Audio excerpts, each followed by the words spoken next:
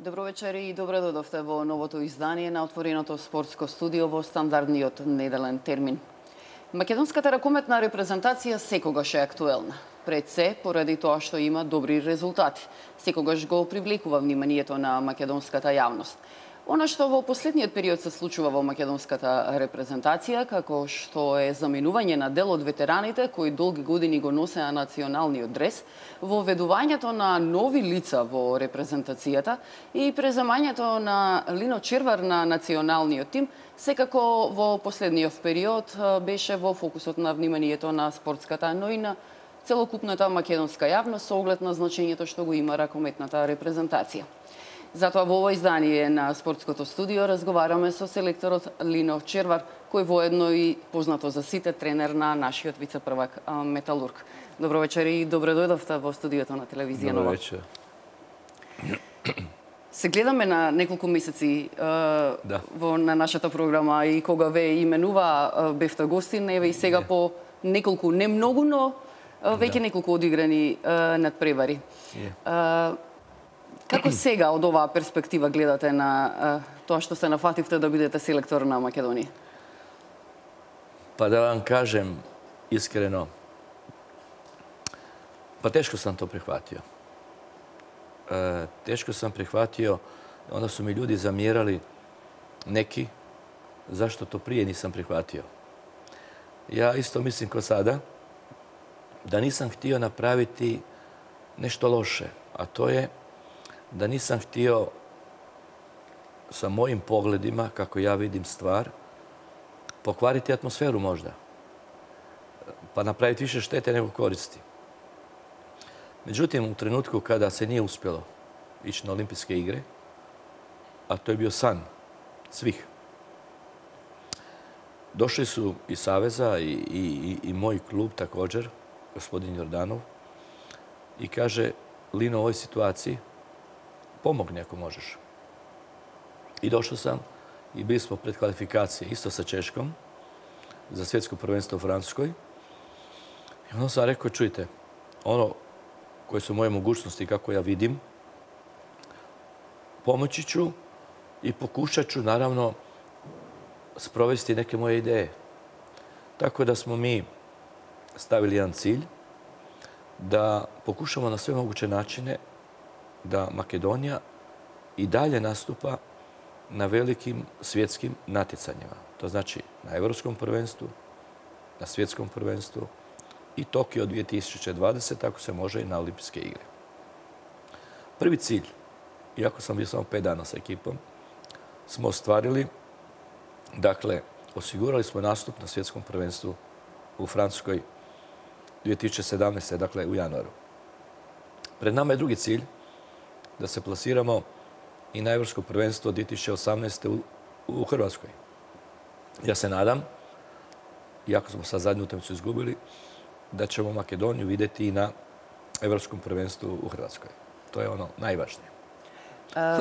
Предпоставувам дека сте свесен за предизвиците и ризиците што ги носи селекторската позиција. Вие сте биле и селектор на други држави со многу успеси. Меѓутоа не е исто да се биде тренер на Металург и да се биде селектор на македонската репрезентација. Затоа што тогаш, како од селекторската позиција, сте многу поподложен на критики, отколку како тренер на Металург. И мислам дека во овој период, во овие неколку месеци, го почувствувавте токму тоа. Da, ali ja imam iskustvo. Dakle, mislim da sam ja ostvario svoje snove trenerske, a to je da sam bio trener svjetskog prvaka, olimpijskog pobjednika, i 2 puta do prvaka svijeta, i 2 puta do prvaka Europe, pobjednik svjetskog kupa i sve one titule što sam sa klubom i klubovima osvajao. Dakle, imam jedno određeno iskustvo i znam da čovjek koji se uhvati uloge trenera mora znati da su to i rizici. Mora znati da tu ima puno borbe, nametanja svoje ideje i vizije, što nije lako. I drugo, dobro ste rekli, nije isto trenirati reprezentaciju Hrvatske i reprezentaciju Makedonije. Hrvatska je velesila. I drugo, ja treniram i Metalurg i reprezentaciju. To je za mene jedan napor, stvarno veliki napor. Ali pokušat ću, neovisno o komentarima i tako dalje, da izdržim i da obavim posao. Koliko će to dugo trajati, ja ne znam. Ali dok sam tu, onda ću raditi kako ja mislim da je najbolje. Najbolje za makedonski rukomet. I ono što mi daje snage, ono malo što se krećem kod običnih ljudi, kod građana, kod ljudi koji vole sport, koji su sportaši, kod intelektualaca, kod ljudi koji nešto razumiju, vidio sam veliku podršku, ogromnu podršku. Naravno da moj posao koji ja radim ima i kritike. Ne može trener, čim si isturena osoba i glavni si u jednom poslu, od najodgovorniji, naravno da imaš i kritike. Ali mislim da čovjek treba raditi po svojoj savjesti, mora raditi pošteno. Mislim da sam veliki radnik. Ako radi i greši. Ali bitno je da se dođe do cilja. A do sada sam dolazio do cilja. I tako i dalje gledam pozitivno. Баражот со Чешка, некако го ставивме во заборав. Добро, тоа се веќе апсолвирани надпревари, тоа беше и малку за нијанса поинаква ситуација од сега. И претпоставувам нема многу што да анализираме на таа тема за тие два надпревара, затоа што помина и подолго време и многу е зборувано. Меѓутоа, многу таза се овие првите два квалификацијски надпревара за Европското првенство. Игравме со Украина и повторно со Чешка како наша судбина во квалификациите. Што видовте вие на овие два надпревара во македонската репрезентација? Pa dobro ste pitanje postavili. Ovako, ja sam sa tom reprezentacijom, mada znam puno igrača, su bili moji igrači u klubu, ja sam vrlo kratko s njima trenirao i radio i bile su te 4 utakmice, ali malo dana gdje se rabota, gdje se radi. Ali dovoljno da mogu donijeti jednu dijagnozu. Dijagnoza je jako važna. Jer pazite, ako liječnik da lošu dijagnozu, onda ne vrijedi ni recept, a ne vrijede ni lijekovi. Znači, jako je bitno dati dijagnozu. Mislim da je jako složena situacija i da sam uvjeren da moramo nešto menjati. Ako želimo dobro za makedonski rukomet, moramo neke promjene napraviti. Ono što sam vidio sam u cijeloj ekipi dvije strukture igrača. Vidio sam neke mlade igrače ili recimo igrače koji su već igrali u reprezentaciji, ali su još mladi, koji imaju još uvijek glad za pobjedom. Vidio sam i drugu grupu igrača, nekih, koji su jako puno dali makedonskom rukometu. I jako su zaslužni za sve dosadašnje rezultate. Vidio sam te igrače koji su i postigli najveći uspjeh sa reprezentacijom Makedonije. To je bilo 2012. na Europskom prvenstvu u Srbiji. Dakle, i oni su jednako tako godinama igraju sada na velikim natjecanjima. Dakle, radi se o igračima koji su jako zaslužni za sve uspjehe koje smo do sada imali.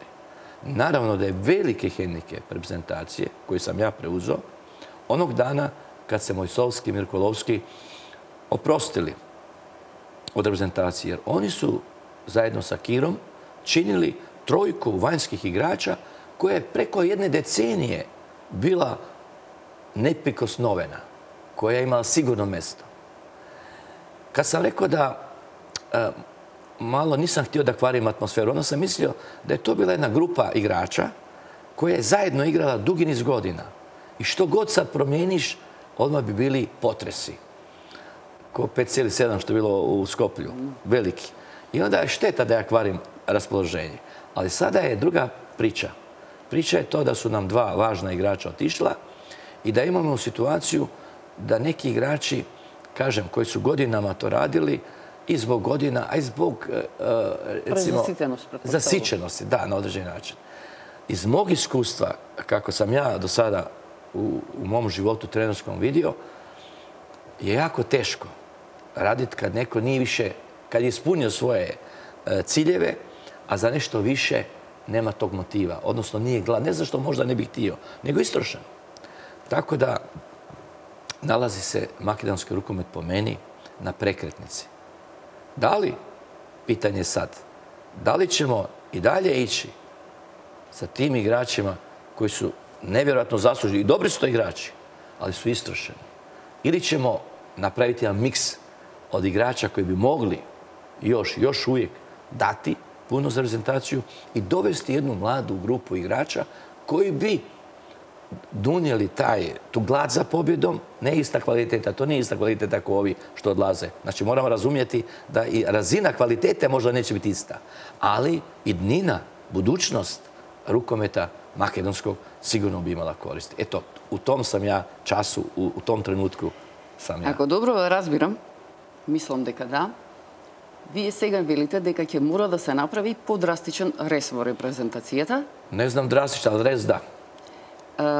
Дека ќе мора најверојатно да се откажеме од некои од омилените имиња во репрезентацијата, да ги воведеме конечно новите за кои зборуваме 5 години наназад, а тешко ги воведуваме. Прашањето ми е, ако вие сте решиле дека тоа мора да се направи, Да. прво, имате ли подршка од Федерацијата за таков чекор? И второ, кога би го правеле тоа? Дали тоа ќе го правите за на светското првенство? Da. Ja bih samo malo, ako mogu, rekao nešto.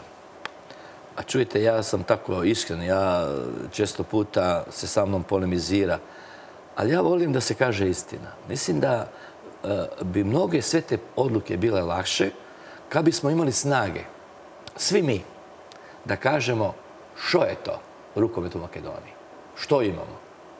Da li možda imamo još 50 igrača koji bi mogli igrati u reprezentaciji, da bi se to kaže? Ja mislim da nemamo. Znači, treba vidjeti prvu našu nacionalnu ligu, da vidimo da li u Velesu imali igrača koji mogu te ambicije ispuniti za reprezentaciju. Imali? Da mi kažu ko je to. Ja bih volio da znam. Da mi kažu u Radovišu imali li mi igrača koji mogu igrati trenutno sada u reprezentaciji i da se tuku sa Češkom i sa jačim reprezentacijama? Imamo li takve igrače koji mogu nositi reprezentaciju u Ohridu?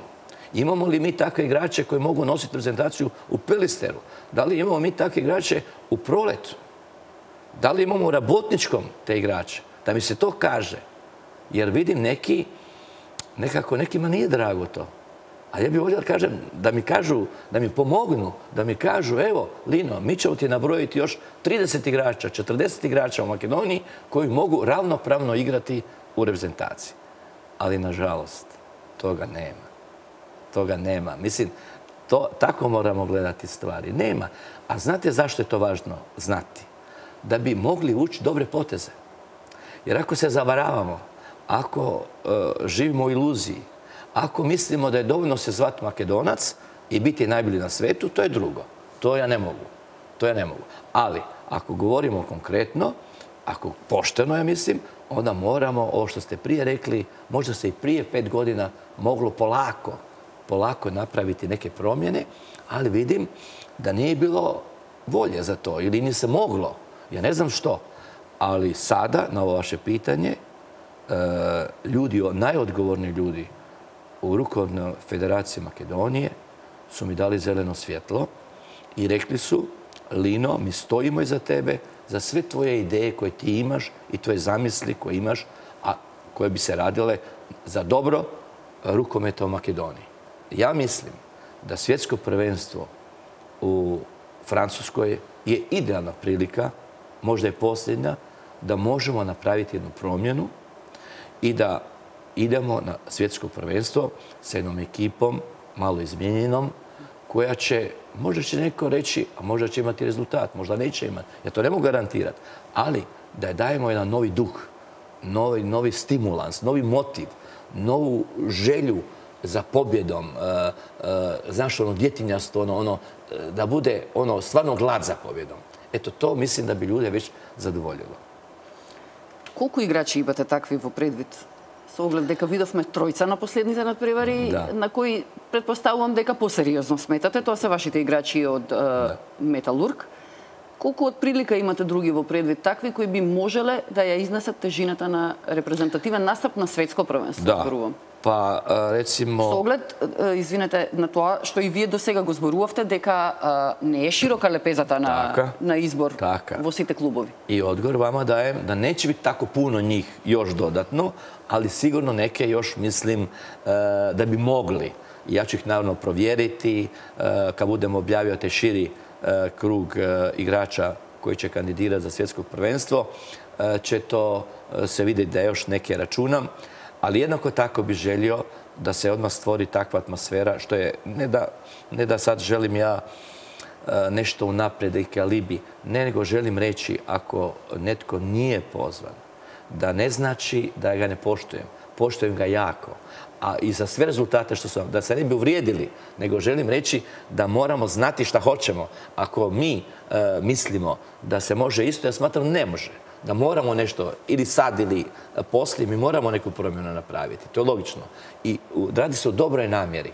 Ja mislim da bi to bio jako dobar potez da napravimo i tek bi se vidjelo možda i u Francuskoj, ako ne u Hrvatskoj, i na narednim akcijama bi se vidjelo da smo napravili jedan dobar potez. Ali naravno, što sam prije rekao, realno sagledajmo, nemojmo se lagati, nemojmo govoriti neistinu. Treba, kako se kaže, ozbiljni ljudi razgovaraju onako otvoreno, a ne da sakrivaju ispod tepiha nešto. Moramo reći, naša rukometna stvarnost u Makedoniji je taka i ljudi, tu se krećemo, tu napravimo.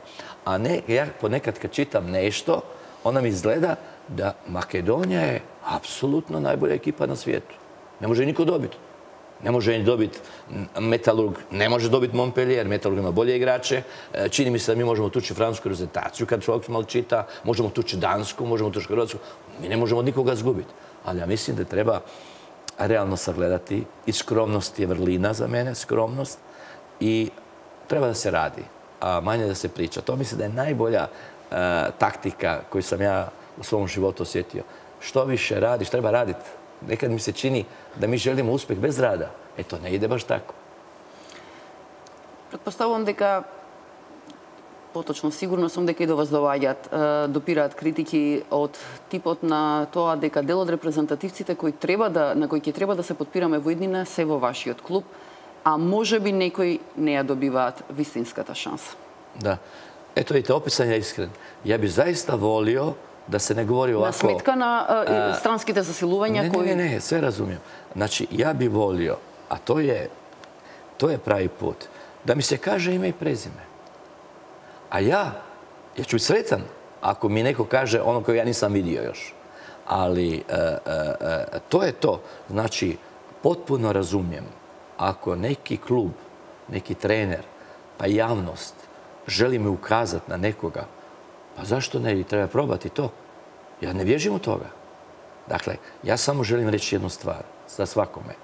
Da igrati za reprezentaciju Makedonije je najveći sportski uspjeh što može biti iznad svih klubskih rezultata. Zašto? Igrati za reprezentaciju Makedonije, to je privilegija. Privilegija je da igraš za jednu malu državu, 2 miliona stanovnika, i da predstavljaš sve građane. Sve. I Makedonce, prije svega, građane Makedonije, ali jednako tako i Albance, jednako tako i Srbe, jednako tako Bugare, ne znam koga. Svaki čovjek koji živi građanin u Makedoniji je Makedonija. I ti zastupaš sve njih, predstavljaš u svijetu. A to je velika privilegija. Predstavljaš kulturu jednog naroda, dobrih ljudi. Makedonci su na dobrom glasu. To su jako dobri ljudi u svijetu. Samo za komplimente čujem za taj mentalitet Makedonci. To su ljudi i emotivci, južnjaci. Vidite njihovu publiku koja prati reprezentaciju. Gdje god je, pojavljuju se Makedonci. I to od srca navijaju za reprezentaciju. I to je velika odgovornost. I moja, prva, kao trenera, ali jednako tako i svih nas koji činimo stručni štab reprezentacije i za sve igrače pojedinačno. To je veliki izazov, veliki predizvik, ali velika odgovornost. Da damo sve od sebe. Sve od sebe. Ono kako je kažem, malo da vam kažem, da ne bi ljudi rekli da samo govorim makedonski, da kažem nekoliko važnih rečenica. Dakle, nije nema me drug izbor osven da site zajedno se borime za makedonsku državu, za makedonsku reprezentaciju. To mora znati svaki igrač. Sekoj mora da prezede odgovornost kad nastupa i uzima dres države Makedonije. Ima da da sve od sebe. To je minimum što možeš napraviti. Jer koja je razlika između reprezentacije i kluba? Velika je razlika. Pa vidite, pitajte Vardar, da ima najbolje igrače u Europi, mora da plati. A nisu došli za kruške ovde. Da plati. Ali igrati za reprezentaciju se ne može kupiti igrača. Ne možete vi kupiti igrača da igra za reprezentaciju Makedonije. Ili hoće, ili neće. Ili mu je čast da igra, da mu je to čest, razumiješ? Prema tome, igrati za reprezentaciju je nešto sasvim drugo. To je, kažem, privilegija. Кога сме кај имињата и вие рековте, како го проценувате развојот на вашите Талевски и Кузмановски? Талевски некако имам впечаток јас, може би нема да се сложите, дека е малку по-константен. Кај Кузмановски имавме едно бомбастично појавување, меѓутоа се добива впечаток на стагнација. Дали тоа се должи на помалата минутажа што ја добива во Металург или тоа едноставно е таква во оваа фаза од неговиот развој? Pa ovo što ste rekli prije, vučem zaključak. Budući da imamo mali broj talevskih, nelovskih, kuzmanovskih, onda su oni bog i batina. A nije to tako. A da je veća selekcija, da je tu još 100 talevskih, nelovskih, kuzmanovskih, velkovskih, onda bi bila druga priča. Ali oni, gledajte, a nema i puno u Makedoniji bolji od njih. To je ono malo, to je ono slabo. Nemamo široku selekciju, nego smo prisiljeni na malu selekciju. Čujte, Metalurg, jedan, recimo, po uvjetima rada, jedan mali klub, ali svim tim ljudima koji rade u Metalurgu ja skidam kapu. Pazite, u onim uvjetima koje mi radimo u Gazibabi, u autokomandi, nama je najveći problem kad pada kiša. Ja drhtim da ne bi došlo na parket pa da ne možemo više trenirati. Jako loši uvjeti su. Infrastruktura užasna, katastrofa. I tu, u tom malom podrumu, mi, draga moja, mi odgajamo većinu igrača kadetske reprezentacije, većinu igrača juniorske reprezentacije, a i tu su ponikli više igrača i seniorske reprezentacije. Dakle, mi bi željeli da i drugi imaju takvu mogućnost ili da je imaju mogućnost. Mi nemamo je, a možda negdje se može. Meni, recimo, raduje situacija da vidim čak Ohrid počeo raditi sa mladima, vidim Rabotnik isto, kod Pelistar ne vidim ništa. Oni moraju, a to je hram rukometa, njih treba podržati, da idu oni isto dalje. I kaže mi trener Kamenica, Lino, teško mi je, ne mogu dobiti djecu, idem po školama, bori se. Ima i drugi klubova koji ne vidim da rade s mladima. Prilep pokušava, oni već isto imaju. Vidim da Struga, ali Struga nije ni u prvoj ligi, drugoj ligi. Razumeš, oni isto se trude, vidim tamo je nekoliko entuzijasta velikih koji rade. U Resenu vidim kojih igrača bi mogli. Malo nas je, malo koji rade sa tima. To treba znati. I to javnost treba. Ne smemo varati ljude. Moramo iskreno govoriti. Malo, nemaju uvjete ljudi, siromašni, nemaju... Razumijete kako je? Zgubili smo puno trenera, entuzijasta, pedagoga. Zgubili smo. Besparica je. Tako da sam ja rekao u Hrvatskoj kad je donesen zakon o sportu 2004. godine, kad sam bio u parlamentu, kad sam diskutirao, rekao sam da vrijedi za sve zemlje Balkana, bivše države, po meni da rade samo u tri segmenta, kad govorimo o sportu. Po meni, u trenutku kad su krize, a ovi krajevi ovdje naši najbolje osjećaju krizu. I narod ima male plaće, nezaposlenost velika, problemi u gospodarstvu, bla, bla, bla. Znači, veliki problemi su. I pametna, mudra zemlja mora znati što će napraviti u sportu. Ja sam predložio da dok se ne popravi situacija, dok ne bude malo bolje vrijeme, da bi bilo najbolje za sve te zemlje da rade na 3 pravca. Prvi pravac, da iskoristimo vrijeme da napravimo dobru infrastrukturu. Recimo, ja stvarno, ovo što je Vardar napravio, te 2 dvorane, ja mogu samo komplimente da dam. Ta dvoranu ne može niko više uzeti. Na leđa staviti i odnijeti u Rusiju ili ne znam gdje. Tu ostaje, našoj djeci. To je odličan potez. Ali nije dovoljno. Trebaju mi imati isto neku skromnu dvoranu. I tamo u drugim gradovima. I Pelistar, na primjer. Da, pomoći da ljudi imaju. Znači, infrastruktura. To su uvjeti rada. I da se poboljšaju uvjeti rada. Radujem se tom, kažu da će novi zakon doći, da će se moći sponzorirati klubove, jer to je sigurno dobra vijest. To je dobro. Znači, uvjeti. Broj 2. Da se proizvodi domaći kadar, znači da se radi s mladima. Da sa mladima se radi. Jako, široko. Vidim da se počelo neke inicijative kao akademije i vlada da je subvencionira, ali ovdje bi dao malu primjedbu. Dajmo kad vršimo selekciju. Selekcija, znaš kakva je? Ona je nemilosrdna. Ona nema srca. Moramo selekcionirati prave, buduće talente, a ne da dajemo akademiju po kriteriju prijateljstva, političke neke ne znam što. To nije dobro. Sport ne priznaje to. 3. stvar, znači proizvoditi, radi s mladima, investirati u mlade. I 3. ojačati nacionalna prvenstva. Nacionalna prvenstva. Ta 3 segmenta po meni bi dobro bilo u svim sportovima kolektivnim da se radi. To je budućnost. A kada budu bolja vremena, kad bude više para, onda ćemo mi moći se natjecati i sa francuskim klubovima, i sa engleskim u nogometu ili u košarci, ne znam s kima sve ne, kad budu bolja vremena. A sada moramo biti mudri. Mudrost je danas jako važna.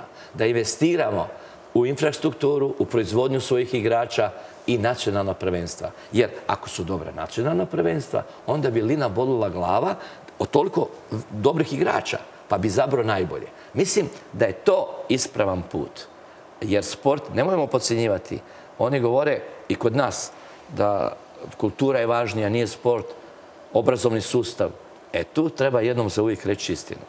Prvo, i kod nas radi ta obrazovni sustav, radi veliku promjenu, kurikulum reforme i tako dalje. Ja sam se smijao kad sam slušao, jer nigdje se ne spominje odgoj.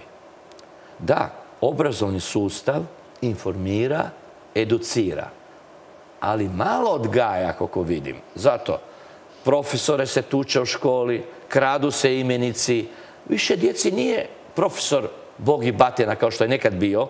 Oni svećenik su bili najjači na selu. Sad više nije. Danas nije važno što ste vi. Vi možete biti doktor znanosti, vi možete biti profesor, vi možete biti znanstvenik, ali danas je važno kakav si. I često puta čujem roditelje da kažu da djeca više ne slušaju. Ne, nije to problem. Nego problem je kad te gledaju. Tad bi se trebao zabrinuti. Sport odgaja djecu i masu da zajedno, prvo svega, da razvijamo kod djece radnu etiku. Da se znamo ponašati. Kulturu pobjede, kulturu poraza. Dalje, zajedništvo. Da je zajednički. Da bude altruizma više, a ne egoizma i sebeljublja. Znači, učimo djecu da mogu igrati, trebaju živjeti i radovati se i tugovati zajedno jedan do drugoga. Neovisno kakvog je svjetonazora, kakve nacionalnosti, kakve su mu kući politički ideologije, roditelji, nego ne može se ostvariti sreća. Nema slobode bez zajedništva. Eto, to je velika stvar. I zato mislim investirati u djecu, investirati u sport, to je odlična investicija. Ќе направиме кратка пауза за реклами, па ќе се вратиме со една тема која долго време е горлива во македонскиот ракомет. Се враќаме по паузата, останете со нас, селекторот Лино Червара гости.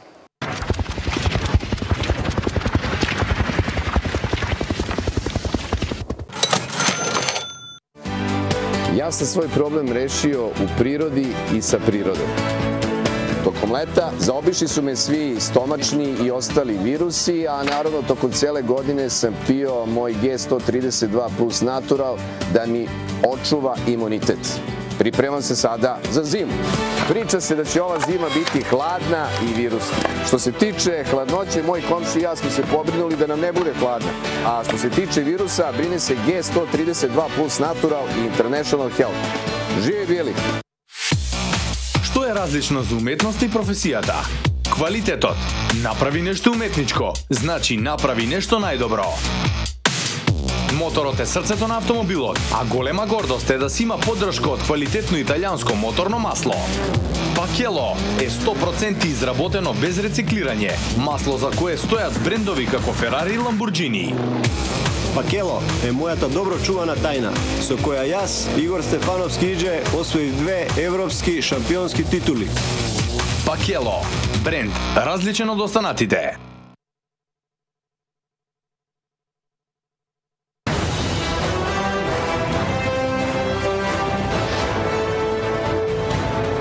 Повеќе од 20 години ние го обновуваме минатото.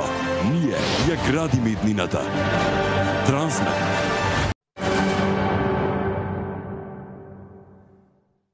Во студиото на телевизија Нова во отвореното спортско студио гостин селекторот на македонската ракометна репрезентација Лино Червар. Продолжуваме онаму каде што застанавме со разговорот.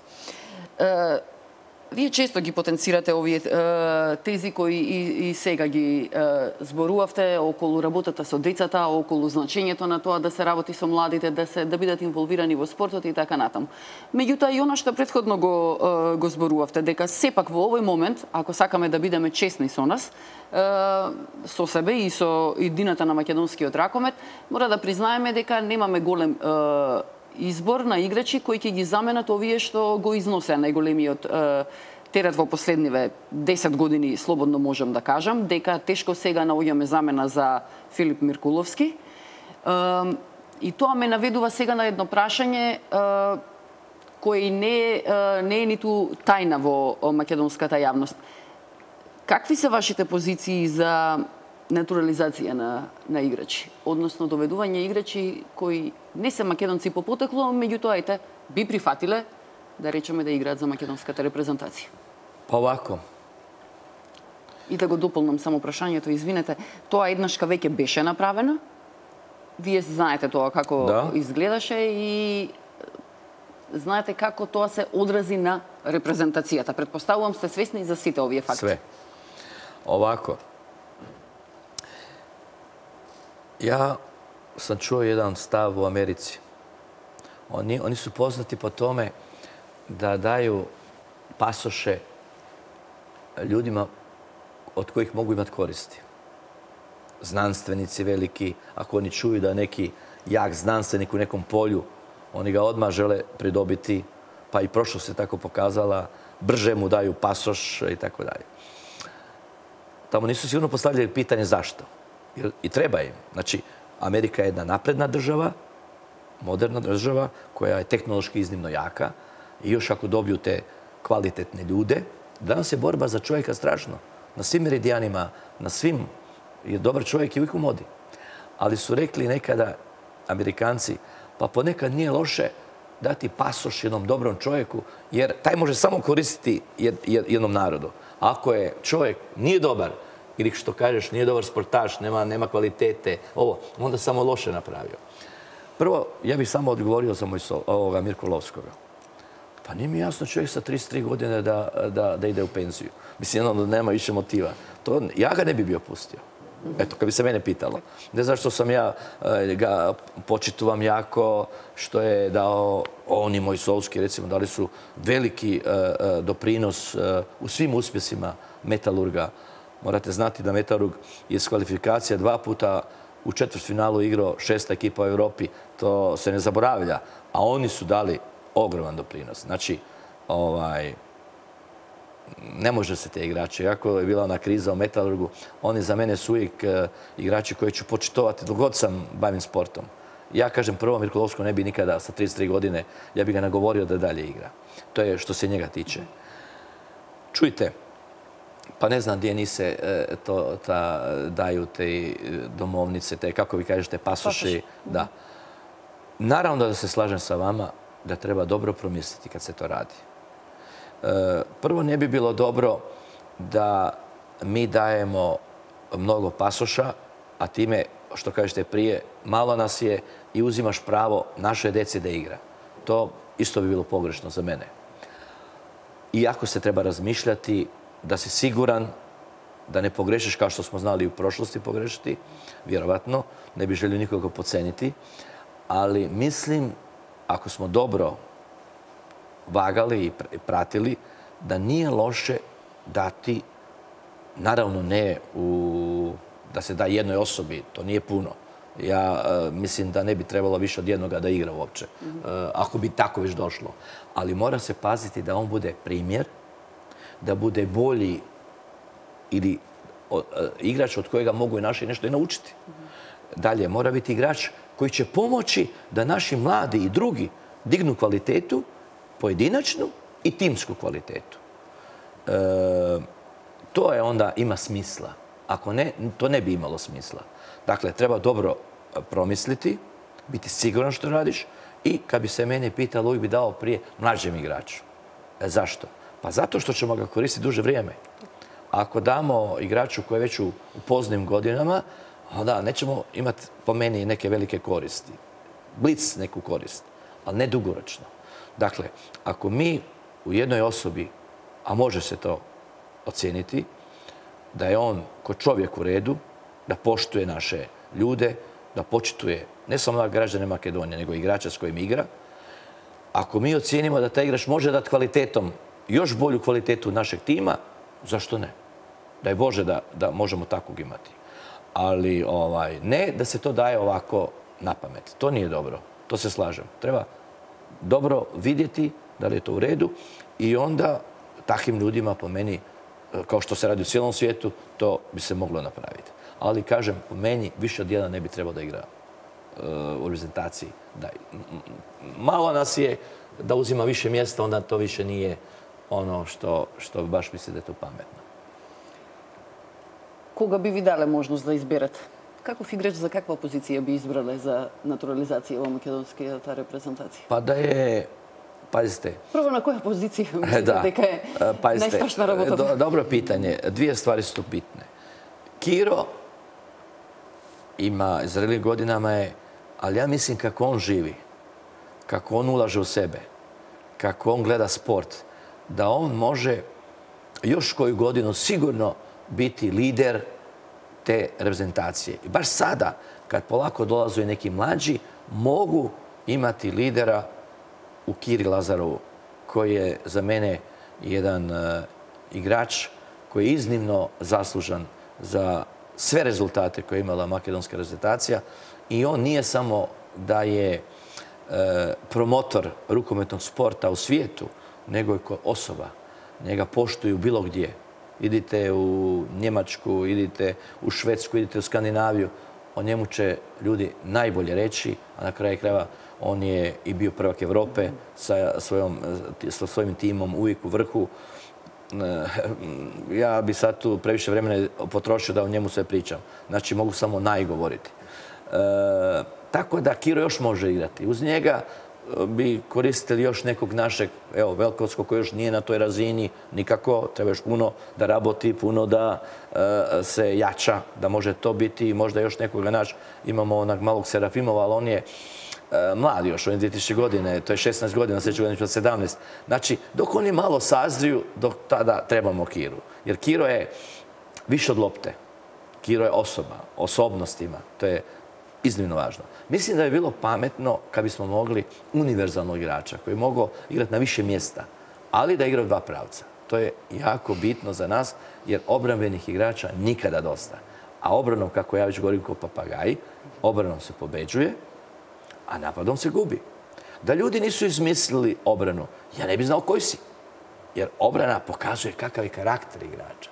Da li je ratnik, da li je nesalomljiv, da li veruje u to što radi, da li ima samo doverbu, da li je u stanju da gine do kraja. Mislim, rukomet je kontakt igra. zaista igrati rukomet kvalitetno moraš, osim rukometnih vještina i znanja, imati kvalitetne i kognitivne sposobnosti, konativne crte ličnosti. To je jako bitno.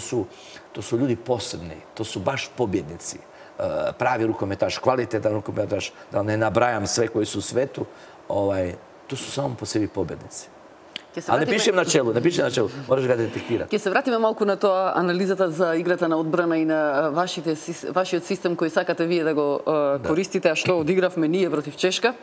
Меѓутоа, вие го споменавте значењето на Кирил Лазаров, па тука се наметнува постојано таа дилема која се чини сите нас не плаши. И сите што работите вие во ракометот и новинарите, па и она ракометна јавност која следи со години. Ако се знае што е и кој е Кирил Лазаров за македонскиот ракомет, дека и во лошите денови е најдобар стрелец за репрезентација, како што видовме и на последниве надпревари, што после Кирил Лазаров? Се согласувате ли дека тоа е најголемиот проблем и колку време сега вас ќе ви треба за вие да продуцирате некој кој ќе може приближно на одреден начин да покрие на неговото место, затоа што Кирил Лазаров, известно е, ќе заврши некогаш. Нема да трае тоа вечно. Чујте, овде морам дати комплимент телевизија Нова, да ја би био многу сретан од тих 7 година, сад 8 да сам овде, да сам чуo овакvu расправу. Никој не отвара оваква расправа. Што ćemo каснije? Што ćemo понатамо? Што? Никој то не прича. Mi se koncentriramo na jednu utakmicu, čekamo rezultat. Ako je povoljan, dižemo ih u zvezde. Ako ne, ih slistimo. A mislim da je mudro da mi, ono što sam na početku počeo raspravu, da mi realno vidimo što ćemo, kako ćemo. I vratit ćemo se uvijek na istu priču. Da moramo da se rabota sa mladima, da moramo to širiti bazu, jer pazite, neka mi ne zamjere drugi što ću ja reći. Pa je bi volio kontra da mi neko kontrira, da mi kaže. Ja tvrdim, odgovorno, pratim evropski i svjetski rukomet jako, kroz sve te godine što sam radio u 4 države i kažu da je čovjek toliko velik koliko se sagnuo i radio sa tuđom djecom. Vjerujte mi, 40 godina radim sa tuđom djecom. Kad bi to pomnožili sa danima i satima, to je strašno puno i toliko sam zapostavio moju djecu koliko sam radio sa tuđom djecom. I sa tim talenskim što ste rekli, sa tim Kuzmanovskim, tako da, pa da vam kažem, kao da sam im otac. I volim ih, tu djecu našu. Pa i sve djecu volim i ljude volim. To mi ne mogu oduzeti, mogu sve. Ali da ne volim ljude, ne. Ja volim ljude i opraštam svakome. I učim i slušam. I kritike slušam. I kritike su isto dobro došle nekad. I meni.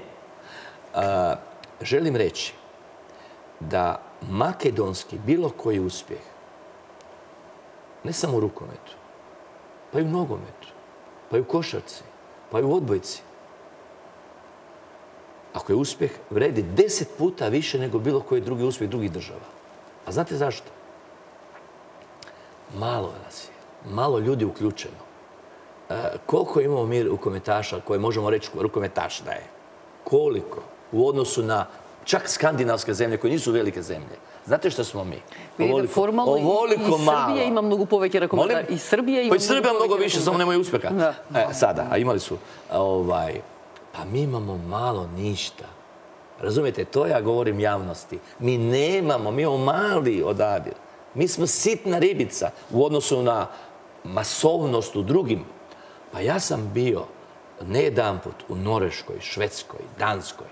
Pa znate koliko dvorana ima, koliko djece? Evo ja ću vam reći samo jedan primjer. Bio sam na fenomen Island da ispitujem. 10 puta na Islandu. To će ljude interesirati. To imate vi ovako, baš vama ću to reći. Mene jako zaintrigiralo kako to Island u nogometu na evropskom pobjedi Englesku. Pošalje kući. Jedan je vodoinstalater, jedan je električar, jedan radi na benzinskoj pumpi. Pobede Premiership, najbogatije klubove, igrači koji dolaze iz Engleske. Pa tamo Engleska se igra nogomet i posle ništa, pa ništa, pa ništa, pa onda ne znam šta. Regbi, jel? Razumijete? I oni izgube od Islanda koji ima 350.000 stanovnika. Ali nije samo to. Island je jedna prepoznatljiva, oni su bili vice olimpijski prvaci u rukometu. I muški i ženski igraju. Puno ih igra u Bundesligi. Oni i košarku igraju. I odbojku igraju. Pogledajte, sve sportove. I ja došao u Reykjavik i tražim u Savezu, jedna gospođa je bila, starija od vas, koja dugo godina tamo radi, i kaže, dajte mi recite koja je tajna u tome. Kako? Tako mala zemlja. U svim sportovima ste prisutni. I ona mi rekla, sutra ću vam pokazati. I ja došla jutro u 8 sati, ja sam išao u školu da vidim kako rade s djecom. Djeca sa 6 godina, neki čovjek tamo vozi svoju djecu i od susjeda, 10 njih, onaj drugi kombi, treći kombi, auto, ovo, puna dvorana, djece, mali golići, igraju se, ali već sa nekim ciljem, ali ne ometaju. Znači, sustav, model treninga, igraonica, radionica, da bude zanimljivo djeci. I igraju to, lopta mala, ono se igraju, skaču, nema pravila, nema ništa. Sat vremena. Brzo se pokupe, roditelji gledaju trening, sjede. Ja kaže, vidiš, oni sa 6 godina već počinju, uče ih. A mi učimo djecu početak rukometa, ne sad, ali ima ove što sad si mi rekla za Kuzmanovskog. On nije naučio još tehniku, taktiku. Kad je imao 12, 10, 11, 13 godina, ja ga moram sad uporeto i tehniku učiti, kako se baca lopta, da ne promaši u dodavanju, kako mu noge stoje u skoku, da li su zgrčene, da li su otvorene prema vani, da li je stopalo prema vani, zamašna noga, zamašna noga, da li gleda prema vani, treba gledati horizontalno sa linijom gola. A čujte, nije to lako. To morate ponoviti 10.000 puta da on to ispravi. I danas nije ispravio. Baš sam rekao, pogledaj jučer, jer on na to sad prazi i kaže, ali Nova Makedonija dala to sliku gdje ti pogrešno držiš noge. Drže ti ko štapovi ti vire. Znači, to je pogrešna tehnika. A to, draga moja prijateljice, to treba puno trenirati. To nije ovako, lupneš ga po ramenu i ti najbolji igrač, tuči češku i daj golove i tako dalje. To ne ide. To treba jedan postepeno raditi. Dalje ću ti reći, taj karakter. Recimo, dva različita. Island i skandinavske zemlje. Samo ti kažem kako se jača karakter. Na Islandu, a u skandinavskim zemljama isto sa jednim dodatkom, student ide ujutru 8 sati na fakultet. U 12 sati završava. U 1 sat ide rabotati u jedan Tinex market i nosi tamo korpe, nosi voće, povrće, dobije koju paru. Znači, radna etika. Dalje, u 4 sata mijenja firmu. Ide on drugi market, u Vero. U Vero da radi, da. I tamo nosi, ne da direktor bude, nosi, radi, fizički posao. I tu dobi honorar. I tu plaću. A u 8 sati dolazi na trening. I to trenira intenzitetom ogromnim. I sad tebe pitam, da li taj igrač, možeš od njega očekivati nešto sutra, kad bude igrao za reprezentaciju ili za klub? Ma kako nekad, on ima radnu etiku strašno. On sam se financira. Samo financiranje. Razumijete, ja sam trenirao u Austriji, u Klagenfurtu ekipu, gdje je jedan dečko, Pontaš se zove, to su braća Pontaš bili, dolazi sa starom biciklom i kiša pada, dolazi u dvoranu. Ja kažem, potve tata je doktor na Perčaku, to je jezero jako tamo važno, velik biznis se tamo radi, tata mu ima lijepu tamo ordinaciju i kažem, pa šta ta nema novaca da ti kupi novu biciklu? Da, kupit ću novu biciklu. Kada? Pa u ljeti će tata rekao da ću biti kurir, nosit ću poštu, pomoći ću mu i onda će me on platiti i onda ću ja si kupiti biciklu. U Norveškoj, na primjer, u Norveškoj djeca kad dođu 18 godina, tata im kupi stan, malu ili garsonjeru ili stan u gradu i oni sad studiraju, žive, roditelji se napuštaju kuće, više im ne treba, jer su osamostavila se djeca, idu u grad, razumijete, isto posebno živjeti.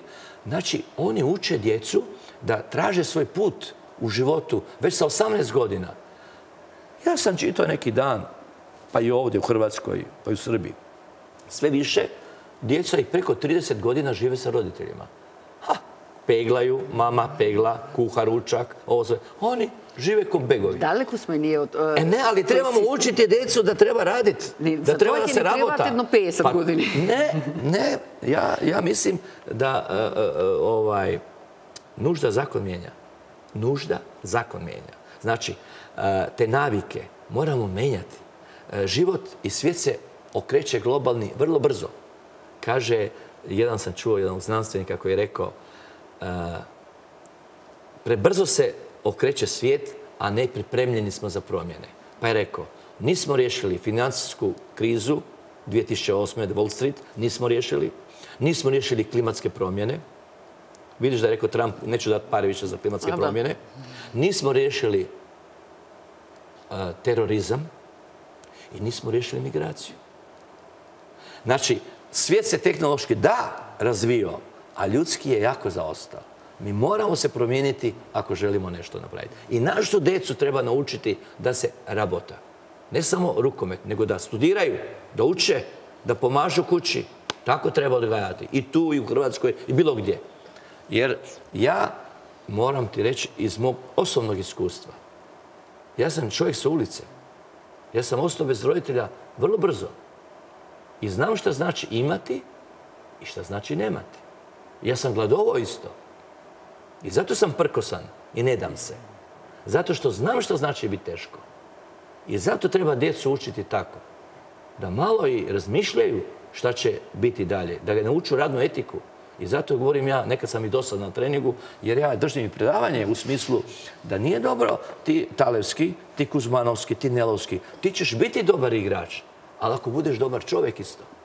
Ne može, ako nije dobar čovjek, ako nije čovjek koji voli raditi, koji je skroman, koji se zna ponašati, koji poštuje, počituje sve druge, on ne može biti veliki igrač. Tako da mislim da djecu trebamo naučiti da malo misle i svojom glavom. Ne samo da roditelji svi vole svoju djecu. A znate, ponekada iz velike ljubavi ti nesvjesno radiš i loše. Znači, treba, danas djeca ne žele gotova rješenja. Da mu stalno pumpaš glavu sa gotovim rješenja. Oni žele isto svojom glavom da misle. A to je dobro. Da budu kreativna, da budu inovativna. Ние сега во вакви услови во какви што живееме, со малку повеќе размазани деца, треба да продолжиме таму каде што сме застанале со ракометната историја. Da, ali je bitno, to je sve povezano. Jer pazite, vi možete napredovati karakterom samo ako vam je teško. Samo ako je poteško. Ja još nigdje nisam čuo da čovjek jača karakter tamo gdje je dila, gdje je fantastično, puno para, puno novaca, lijep život, užitak, provod, piće, jelo, žene. Ja nisam vidio da su ti postali veliki igrači. Mora da se rabota. Čak i Ronaldo, koji ga dižu, kaže svaki dan radi 3000 trbušnjaka. Da bi imao jak kore, znači trup, i da bi bio brz, da bi promjenu pravca imao, treba da se rabota. Следен предизвик за вас и за вашите ракометери е светското првенство. Вие споменавте што во начало би сакале да направите. Во ситуација во која што сте, со промените кои сакате да ги спроведете, што очекувате на светското првенство? Знаете од кој аспект ве прашувам? Од тоа што јавноста секогаш очекува многу, тешко има разбирачка за тој аспект дека ние сега нешто менуваме, па не може да имаме сензационални резултати, а особено тежината дополнително паѓа на ракометната репрезентација затоа што на другите и не им оди толку добро со ретки исклучоци. Затоа ве прашувам ово. Pa ja bih rekao da ovdje ne bi se baš složio s time. Ja neću lagati. Ja nisam trener koji laže. Znači, ja ne mogu ništa obećati. Ja obećam veliki rad moj. I drugo, ja za moju ideju koju imam, ja sam rekao na početku, mnogo ljudi mi dolaze i kažu, Lino, nemoj da te umlitave. Nemoj da te razuvjere. Idi svojim putem. To je moj put. A sada, ja se nisam gurao da budem izbornik. Ja ti mogu kazati da bi mi možda pomogao kad bi neko drugi to preuzeo. Koji ima druge ideje. Ako drugi misli rezultat postići samo tako, ja bih dao bolje da drugi to radi. Zašto ja to radim? Prema tome, ja jesam veliki radnik, ne bojim se raditi i odgovornosti, ali ja ću uvijek u oči pogledati bilo kojeg ljubitelja sporta u Makedoniji i reći mu istinu. Ne lagati ga, ne iluzije. Vi kad od mene očekujete veliki rezultat, onda znači da ste vi mene osigurali sve uvjete. Da imam igrače odlične, uvjete fenomenalne, sve, top. A prije smo govorili suprotno, da nemamo igrače, da nemamo klubove, da slab rad s mladima, da nemamo infrastrukturu, siromašne klubove, nemaju pari i sad mi tražimo da budemo bolji od Francuske. Ne znam koga da tučemo. Mislim da je to nerealno, ali isto tako je važno reći, gdje god bi vodio reprezentaciju, nikad neću sa bijelom zastavom. Znači, uvijek mislim pozitivno, da se može. Ali nešto lagat, obećat nešto što nije sigurno. Ono što mogu garantirati, ne už ništa garantirati, neću da ću živjeti do tada. Ali ono što mogu reći, da ću napraviti sve. Ako to budem vodio, kako ja hoću, da kažemo naši dečki za državni dres su srce ostavili na igralištu. Borili su se. Zgubili su možda zato što nisu bili bolji od protivnika, a da su dali sve to da. To ću tražiti. U protivnom ne može nositi državni dres. Ako budem vidio da neko nije to stanju, ja ću ga pokušati maknuti sa strane. Ne zato što ga ne volim, nego zato što držim da je veliko priznanje, privilegija nastupati za reprezentaciju Makedonije. Ja volim Makedoniju ozbiljno. To mi je kao druga tatkovina i volim te ljude. Bez obzira, i dalje one što me kritikuje, ne, meni sve jedno. I meni niko ne može uzeti pravo da volim ljude, da volim tu djecu i da želim dati sve od sebe. Ja stvarno dajem sve od sebe. A čujte, ne mogu ja stalno pobjeđivati, moraš i gubiti. Ja ne volim gubiti. Vidite kako se ja znam ponašati malo i nije dobro. Nekad sam preagresivan. Pa neću reći da me je sram, ali mi je neugodno poslije kad gledam. Mislim, ja nekad hoću previše. I od ovih dečki naših, jučer. Pa ja sam htio da dobimo Montpellier. A Montpellier može tući našu reprezentaciju, na primjer. A ja hoću sa djecom da njih tučem. Razumijete? Znači, ja hoću pobjeđivati. Mislim, to me drži. Jer ako nisam ambiciozan, onda ostarim. Čovjek, kad više nema motiva, onda bolje da se povučeš. Nikada neću na klupi biti samo gledatelj i trener. Ne. Dok u meni ima iskre u očima, dok u meni ima života, dok u meni ima strasti, dok u meni ima ta ljubav prema poslu koji radim. Ja sam radio sa jednim trenerom, psihologom zapravo. Abdon Pamić je. On je bio olimpijski pobjednik u Tokiju. Vi niste bili rođeni 64. godine u brzom hodanju na 50 km. On je iz Rijeke, iz Hrvatske. Hrvatska uopće ne ga spominje. On je rodom iz Rijeke, iz Hrvatske. I kaže, Lino, kad danas čujem od igrača da se žali, da se žrtvuje on, onda to mi je strašno. Zamisli čovjek koji voli jedan posao, da se žali što se žrtvuje. Pa kako ćeš uspjeti? Pa kako misliš doći do vrha piramide ako se ne žrtvuješ? Znači, to je uvijek govorim dečkima. Treba da se pomučiš, da puziš, da se boriš za svaki centimetar. Ideš napred. Znači, do uspjeha, velikog uspjeha, pobjede, bilo koje pobjede i na svjetskom prvenstvu se neće doći samo ovako. Istrči na teren, idemo igrati. Ne. Moraš da daš sve od sebe, da slušaš, da imaš ambiciju, da pozitivno misliš, da ne ideš gubitnički, da ne padaš u depresiju kad gubiš 2-3 gola razlike, nego da stalno vjeruješ da se može. To je važno da usadimo kod naše djece. To je poruka koju moramo poslati iz Metza, gdje ćemo igrati, iz Francuske. Da poruku šaljemo i deci, i starijima, i odraslima, i roditeljima, da treba se boriti za rezultat, treba da se radi, treba da se sluša, treba da bude skroman. Mora čovjek da bude skroman. To je. Ne da laže pred narodom, kažem ja idem u Francusku da budem prvak sveta. To su laži, to su iluzije. Znači treba iskren biti i raditi svoj pošteno posao. Dati sve od sebe, ne štediti. Ja ne štedim sebe, ali niti one koji rade sa mnom. To su veliki zahtjevi, to su veliki kriteriji. Sa mnom je teško raditi. Jer imam jako visoke kriterije, a ako bih imao male kriterije, onda ne bi sve to postigao u životu. Znači, visoke kriterije i znam da jedino ako sa žuljevima, to ovako slikovito kažem, jedino sa jednom velikim odricanjem se može doći na vrh ili pobjede, a не ovako без борbe. Кога споминавте вашето однесување темпераментно на тајм-аутите, претпоставувам и на клупата додека следите надпревари, тоа секогаш ме интересирало. Кратко само, па ќе се вратиме на други теми. Ви забележуваат ли играчите? Sve pratim, kad se ljutim i sve pratim. Samo, da pravo kažem, nekada, ono stvarno što sam prije rekao, nekad mi je malo i neugodno. Previše pritišćem.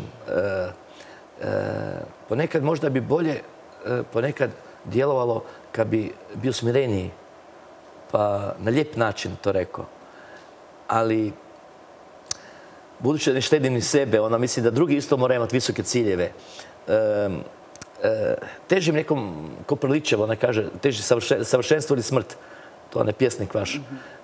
To je kod mene, ono, težim savršenstvu, a nije lako u životu da ti ide sve po loju i da imaš ono sve što hoćeš. Nekad život je sastavljan od dizanja i padanja, ali uspjeh je i kad padneš, da se opet digneš i opet nastaviš put. To je već pobjeda. Znači, kod time-outa i vidim ti treneri što crtaju, pišu, ja i nekad isto slike pokažem, magnete i to. Ali za utakmicu se treba spremiti tokom sedmice. Na treningu, na svakodnevnom radu. Tu se spremaš za utakmicu. Na utakmici može biti samo sporno da li ti je ekipa motivirana ili nije motivirana. Ako nije motivirana, odmah se znojiš od nervoze, jer ti nije jasno kako to, da si ti više motiviran od njih. Međutim, znaš, ljudska glava je jedan fenomen gdje ni znanost još nije dala sve odgovore. Одиме на уште една пауза, кратка. Сјаме со завршните неколку прашања за селекторот Лино Червар. Останете.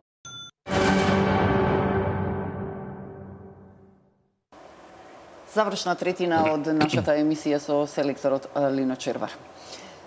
Ќе мора да ве вратам на конкретни прашања за македонската ракометна репрезентација, затоа што одигравте два надпревара во квалификациите за Европското првенство. Вие на почеток и малку зборувавме за тоа, кажавте што сте виделе, што сте забележале.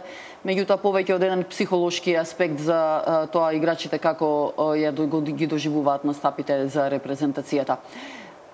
Конкретно мора и да позборуваме малку за играта. Вие сте тренер кој постојано го повторувате тоа и сам велите дека одбраната е таа што ги добива надпреварите. Одбраната ли ни го загуби нас надпреварот против Чешка? Што ни загуби? Тоа што честите одиграа подобро е една работа, меѓутоа што ние не направивме? А вие видов дека не бевте задоволни. Да, прво што морам речи да е Чешка заслужено победила и опćenito uzevši Češka je kompletnija ekipa od nas. Vidite, ja sam realan, može pričat neko šta hoće. Ja, na osnovu mojih spoznaje u rukometu, bez problema mogu reći Češka je bolja od nas, ali to ne znači da me mora pobijediti. Razumete? Da. Znači, oni su kompletni igrači. Oni su školovani igrači, više nego naši. Pustimo Kiru sa strane. Kad usporedim sve druge. I Deko, isto je vrhunski igrač i naš Manaskov, moram reći i to. Džombu sam već vidio slabijega sada, Georgijevskoga. Ali kad se ukupno uzme, oni su mnogo kompletnija ekipa od nas. I ja sam njima rekao, prvo da se mora znati da reprezentacija još ne igra kako bi ja htio. Jer ja nisam imao vremena s njima da radim. Mi ćemo igrati drugačije, nećemo igrati baš tako. Pa mi je sledno vraćanje. Mi ćemo sigurno drugačije igrati. To nije moj pogled. Svaki trener znate da ima svoju ideju igre, svoju viziju igre. Ja isto imam, na osnovu što sam vidio, što ste rekli vi, svoju ideju. Ono što je trebalo biti bolje protiv Češke, što me jako podsjećalo i na Tunis u kvalifikacijama. Pristup, početak. Mi smo gubili, vidjeli se tamo, neodgovorno pucamo, obrana loša. To ne može tako da se igra. Obrana mora biti čvrsta, jaka, odlučna. I drugo, napad discipliniran. Mi smo pucali kad je šansa, nije šansa i tako dalje. Oni su nam lekciju dali u 3 segmenta, sam vidio. Jeste vidjeli neka neutralna lopta na podu? Ničija nije. Po 3 su se bacali ko lavovi. Ko lavovi su se bacali. A naši gledaju. To ti odmah poraz. Vidite, ako ekipa ne da sve od sebe, ili obratno, ako ekipa da sve od sebe, to je već pobjeda. Neovisno o krajnjem rezultatu. Može neko koji te čeka, ako izgubiš utakmicu, udri po njemu ili po igračima, može.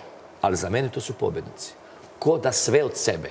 Sve od sebe znači borba za sve koja topka. Za svaki centimetar na igralištu. Borba, znaš kakva? Strašna. Ako tako igra od prve do 60. minute, skidam kapu, on je pobjednik. Mi smo izgubili na tom planu. Naš pristup bio katastrofalan. Nije bio dobar. Nikako to nije. To moramo učiti od toga. Kako go objašnjavate vi to? Pa zato što su, ono što sam rekao prije na početku, prvo, i ključni igrači u obrani nisu bili toliko istrošeni, nisu bili toliko gladni za pobjedom. Razumijete? To je ono što smo rekli kad je iscrpljen neko. Jer to su igrači, sama ste rekli, preko decenije su nosili dres. I dosta pobjeda napravili i uspjeha isto su imali. Razumijete? Ali oni očito teško se nose s time. A onda izgubili smo jednoga, možemo pričati o njemu šta god hoćemo, jedan odsustvo jednog Mirkolovskog i Mojsovskog, pazite, to je osjetan hendikep. To možda dugoročno će doći neki nasljednica. Ne možete vi preko noći, sad će neko zamijeniti Mirkolovskoga. A znate kakav je bio on? On je i kao invalid igrao. On je s jednom nogom igrao, s jednom rukom igrao. On je imao dva srca. On nije imao jedno srce. On je imao dva srca. Razumijete? Mojsovski je mali rastom, a taj isto borac. Razumijete? Isto bezobrazan borac. Razumijete? I sad si ti izgubio dva igrača koji su dali ton u Skiru, koji je drugi tip igrača, koji je realizator, koji naravno bez Skira možda nijedan uspjeh ne bi bio moguć bio, ili malo, jer on je dao isto, nevjerovatno znao što je Kiro. Ali ostati još bez takva dva lidera, polulidera u ekipi i sad na njihovo mjesto doći dva mlada igrača, oprosti, to je velika razlika. Znači, i rekao sam igračima, to ću isto im reći za svjetsko prvenstvo. Mi unaprijed se ne smemo nikoga bojati. Mislim, moramo dati sve od sebe. Ali moramo znati svoje limite. Mi nemamo neke ogromne mogućnosti. Ali zato protivnik nas ne smije pobediti u borbenosti. To je broj jedan. Mi moramo, kao mala zemlja, baš promovirati to, tu borbenost, tu entuzijazam, tu želju. Želba mora biti strašna. Ne može se dogoditi da Falanga ima više želje od naših igrača. Ne može se desiti da trener na klupi ima više želje za pobjedu nego igrač. To ne može se desiti. Znači, mi moramo takav profil igrača i tu gledati šta možemo tu napraviti. Nemam puno odabira, nemam puno igrača oko mene da mogu samo tako ih uzeti. Imam malo, a moramo i prepoznati te malo ko bi mogu pomoći. Вистина е дека вие имавте многу малку можности да поработите со репрезентацијата. Имате одиграно 4 надпревари во тие колку што дозволува времето. 5 dana smo bili zapravo. Подготовките се тие колку што се. Сега био jedan tren, jedan dan. Тоа е тоа. Ќе имате, претпоставувам, повеќе време, малку подолго време, ќе објасниме и за тоа. И сам рековте дека ова не е играта на репрезентацијата која вие ја замислувате и ја посакувате. И за волја на вистината, ако сакаме да бидеме честни, и оваа игра што ние ја гледаме од македонската репрезентација не е модерен европски ракомет. Така. Кога македонската репрезентација ќе игра модерен европски ракомет? Ето. Pa dobro je to pitanje. Pa to ću sad svakako htjeti da vidimo novu Makedoniju na svjetskom prvenstvu. Da igra moderan rukomet. Koliko ću uspjeti ne znam, ali to mi je cilj. To je cel moj. Da igramo pobrže na svjetskom prvenstvu, da ne kažu da imamo najstariju reprezentaciju na svetu, već nekoliko godina govore, to je ružno čut. Mislim, ja volim sve igrače, ali nije to kompliment kad kažu imaš najstariju reprezentaciju. Znači, da igramo jedan pobrži rukomet, da imamo više kontri, polukontri, da življe to igramo, da to kažu. Kompliment će biti već ako vi me zovete u studio i kažete u Francuskoj smo vidjeli jedno drugo lice makedonske reprezentacije, modernije, bolje. To je već kompliment. Тоа е тоа што се очекува веќе конечно од репрезентацијата, затоа што ние бевме навикнати на еден систем на игра на репрезентација, во која беа тие играчи, меѓутоа тие играчи траеа долго, тој систем некако функционираше, меѓутоа тоа веќе не поминува, затоа што прво дел од играчите ги немаме, а едноставно тоа веќе така не може. Сите се помодерни од нас. Кога ќе фатиме чекоре, мислам дека клучното прашање. Управо сте. Da, o tome sam razmišljao, gledao sam i to mi je, dobro ste pogodili već kada vi mene čitate, to mi je cilj. Da igramo jedan drugačiji rukomet, brži rukomet, da se vidi te naše brzine i tako, jer to je jedan temperamentan narod. Znači, svaka igra bi trebala više manje odgovarati mentalitetu ljudi koji su, Makedonci su živi sve i znaju i plesati, i pjevati, i trčati, sve znaju. Znači, treba to. Mada opet, znaš, u toku igre ponekada, jer su dva sustava u igri. Svi igramo na svijetu, dva sustava. Jedan je ball control, to znači da kontroliraš igru i ritam. Sve u tvojim rukama. Igraš protiv ekipe koju držiš za uzde ko konja i sve programiraš. A ima drugi sustav igre, dinamičan run and gun. To znači puca i trči. To imaju isto neke prezentacije. A mi bi trebali po meni sa ovih prostora imati jednu mješavinu. Da znamo brže trčiti od drugih, ali da znamo biti lukavi od drugih. Da kada treba stani, kada treba ubi, kako se kaže, trči. Tako da ću tu tražiti, ali sigurno moderni rukomet. To da. Sigurno, to obećajem da ću tu raditi. Sada, evo, koristim priliku da se i građanima, i sportašima, i rukometašima obratim. Da ja ću to pokušati sve napraviti. Ne mogu vam obećati da će to biti top, ali da ću to imati ideju da to napravim sigurno, da ću se potruditi, da ću sve napraviti da bude to tako. Sada ćemo onda vidjeti kako je to ispalo. Спомнавме дека за подготовките за светското првенство секако ќе имате и повеќе време, ќе имате и повеќе простор за работа, затоа што тоа сепак ќе почне малку порано, не се тие оние стандардни 2-3 дена кои ги имате со репрезентативците, па едни доцна, па други доаѓаат порано подоцна, што значи дека малку повеќе ќе имате контрола над ситуацијата конечно во декември. Како ги замислувате подготовките? Па овако, прво сам морao uvjeriti moju djecu da praznike, blagdane, ako me žele vidjeti, morati će doći u Skoplje. Znači, ja sam spreman da se žrtvujem. Ja sam spreman ko prvi čovjek koji je odgovoran da se žrtvujem. Da sve moje užitke, moj provod, moj kontakt s obitelji, da bude ono kratkotrajan i da se ja žrtvujem za reprezentaciju. Рекоментарите са навикнати на тоа, мора да признаеме. Znam, ja ću njima priznati najviše 7. januar. To je Božić. I pustit ću ih kući, neka vide svoje najmilije, da se druže s njima, jer jako volim vidjeti kad je sretna obitelj. A to je dan obitelji. Kad su svi zajedno, i otac, majka, djeca, braća, sestre, prijatelji, nek budu zajedno. To ću. Ali ostalo ću reći, pazite, za Novu godinu prvi, ajde to malo, ali odmah ostalo samo rad. Rabotati ostalo treba. Ja moram prvi dati primjer. Razumijete? Koga najrano bi moželi da počnete da rabotite? Ja bih volio da 19. počinjemo. 12. Jedino ću imati problem što Deko, Manasko, oni, znaš kako Njemci igraju do kraja, Podocna igra, tako. Pa će biti manje s nama. Ali sam mu rekao što treba raditi i to.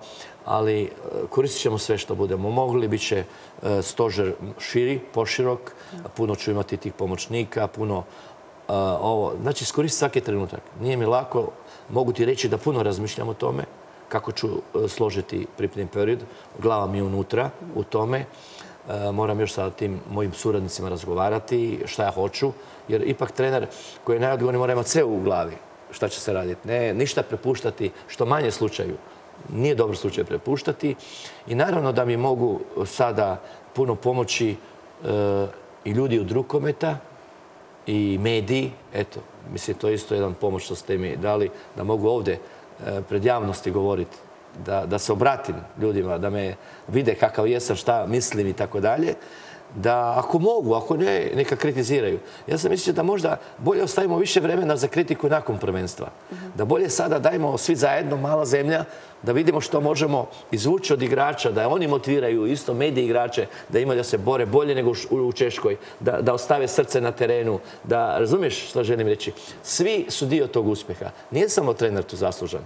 Trener je više onaj koji organizira to sve, ali mislim da... Menadžer, što bi rekli Angličanite o futbolu? Ne volim menadžer, onda mislim da samo s novcima radim i prodajem, kupujem igrače. Neću to. Nego želim reći da pobjeda je zajednička. Da najvažniji su igrači, naravno, onda dođe ta logistika. Ja sam tu kao koordinator i čovjek koji mora imati viziju i ideju i onda nagovoriti sve ostale da prihvate to. mediji mogu nam pomoći puno da daju nam podršku radu, želji, volji, da nas još više motiviraju, da još bolje igramo, još bolji pristup da budemo imali na svjetskom prvenstvu nego što smo imali, da se ne uplašimo nikoga kao što smo protiv Tunisa igrali ovako ili sada u Češkoj isto djelovalo mi to depresivno. Ne volim depresiju, ne volim, iako znam da 40% Evrope pati od mentalnih bolesti,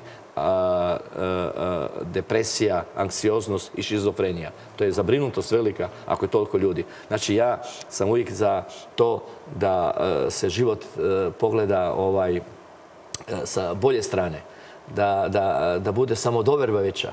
Zato sam rekao da naša djeca isto ponekad mi se čini da nedovoljno o njima mislimo i onda se to osjeti kad odrastu, imaju manju samodoverbu. Ako su okruženi sa više ljubavi, sa više poštovanja, onda i kad odrastu su nekako sigurni u sebe.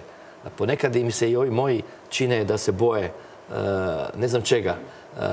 Kaže jedan doktor, isto iz Pule, evo Istranin, nisam ni to znao, tek sam tu knjigu, kaže lakše je uspjeti nego propasti.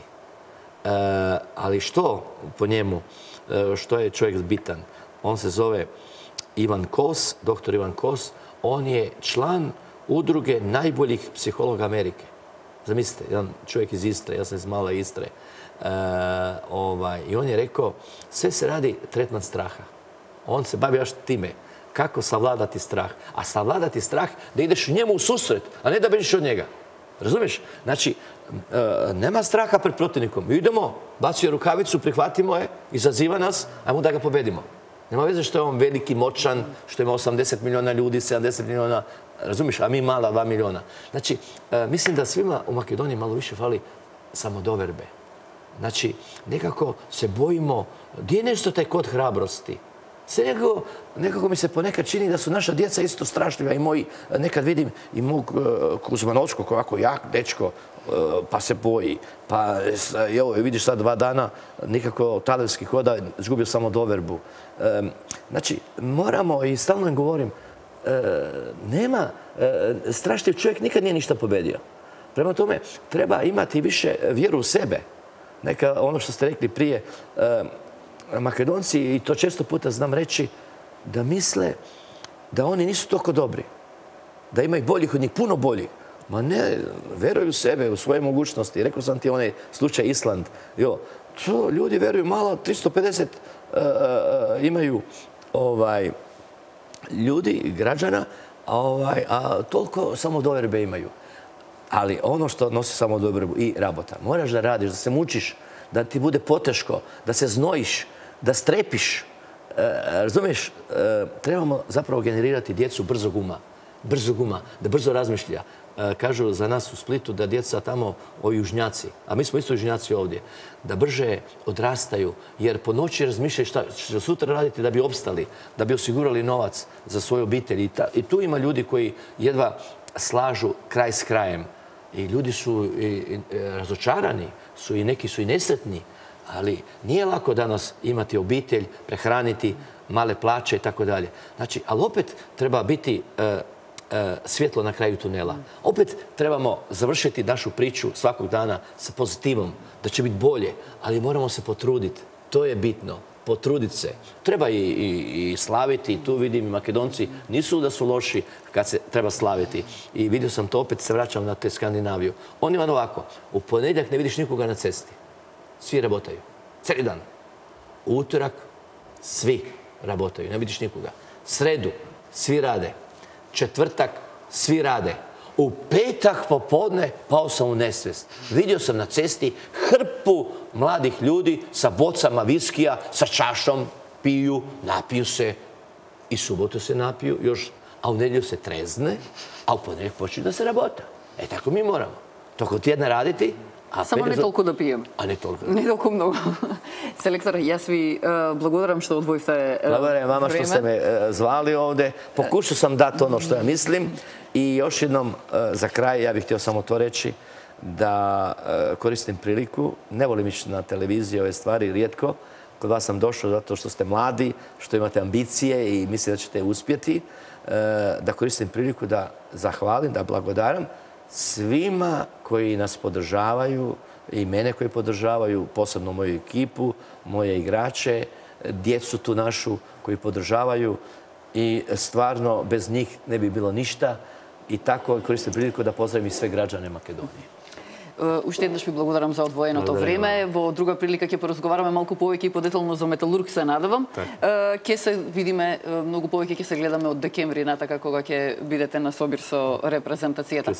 Почитувани, јас ви благодарам за одвоеното време и внимание со кое го проследивте ова издание на Отвореното спортско студио на телевизија Нова. Наш гостин беше селекторот на македонската ракометна репрезентација Лино Червар. Ве поканувам секако да останете во продолжение на нашата програма. Пријетно!